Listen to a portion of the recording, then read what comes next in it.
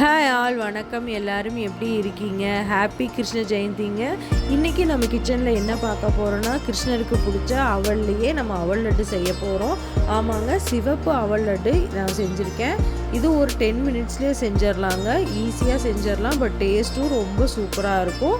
கண்டிப்பாக ட்ரை பண்ணி பாருங்கள். வாங்க எப்படி செய்கிறதுன்னு பார்க்கலாம். அதுக்கு 1 கப் சிவப்பு அவல் எடுத்திருக்கேன்.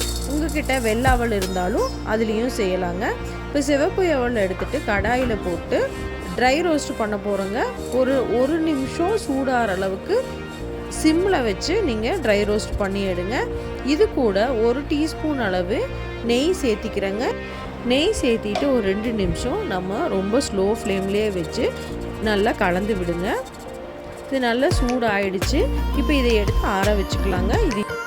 இது ஆறினதுக்கப்புறம் ஒரு மிக்சி ஜாரில் 3 ஏலக்காய் சேர்த்தி நம்ம வறுத்து எடுத்து வச்சுருக்கிற அவளையும் சேர்த்தி கொரகொரப்பாக அரைச்சி எடுத்து வச்சுக்க போகிறோங்க. இது கொஞ்சம் கொரகொரப்பாக தான் வரும். இதை அரைச்சி எடுத்து தனியாக வச்சிடலாம்.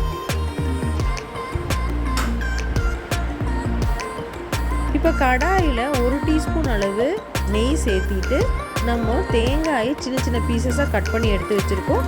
அதையும் நல்லா ப்ரௌனிஷ் ஆகிற வரைக்கும் நல்லா நெய்யிலேயே வறுத்து எடுத்துக்கோங்க. கருக விட வேண்டாம். அதே நெய்யில் ஒரு 10 முந்திரியை நல்லா வறுத்து எடுக்க போகிறோம். இது நல்லா வறுத்ததுக்கப்புறம் இது கூடயும் நம்ம திராட்சையும் சேர்த்திட்டு அதையும் நல்லா வறுத்து எடுக்க போகிறோங்க.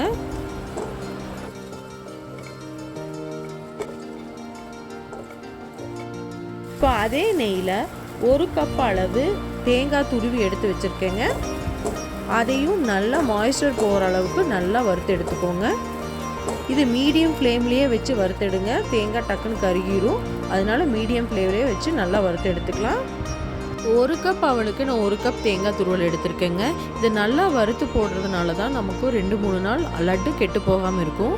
இப்போ ஒரு ஜாரில் 3/4 கப் வெல்லத்தை எடுத்து நான் அரைச்சி எடுத்துக்க போகிறேன்.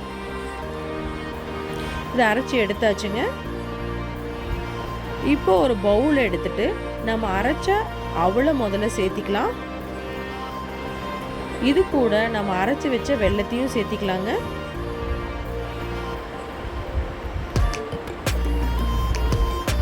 இதுக்கப்புறம் நெய்யில் வறுத்து வச்சிருக்கிற தேங்காய் துருவலையும் நம்ம சேர்த்திக்கிறோம்.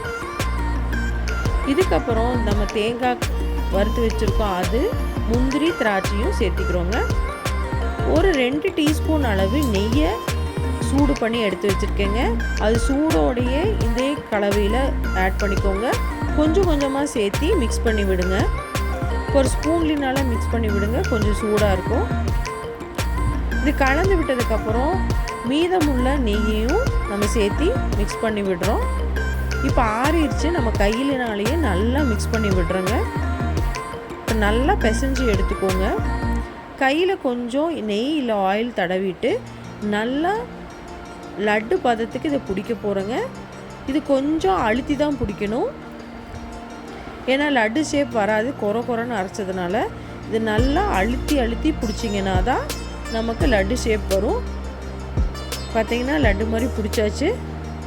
இப்போ மீதமுள்ள எல்லா அவளையுமே நம்ம லட்டு செஞ்சு எடுக்க போகிறோங்க.